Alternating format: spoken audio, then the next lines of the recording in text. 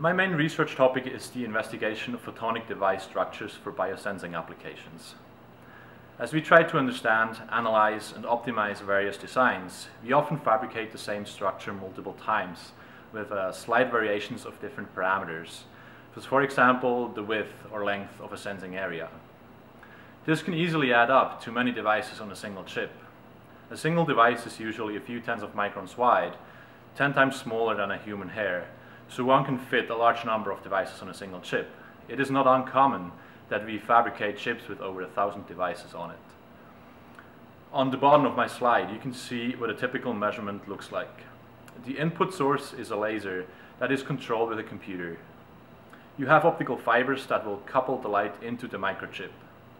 Each of the devices has usually its own coupler, and the optical fiber has to be aligned for each of those. The light is then going through the photonic chip into the device in question and exits at a different location. The light coming out of the chip is captured with another optical fiber, and which is connected to a detector.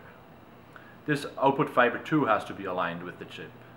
For a bioexperiment, an additional fluidic chip is needed with tiny channels to guide the analyte to the sensing area. So imagine now, even if you have some experience and you know what you're doing, a manual measurement of just one device will take about 10 minutes. If you have to do it 1,000 times, you will spend about 20 days just measuring chips.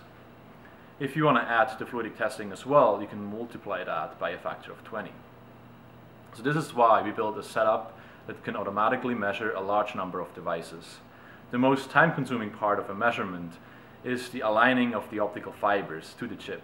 The computer can do that a lot quicker, and what took 20 days can now be measured in 2 to 3 days.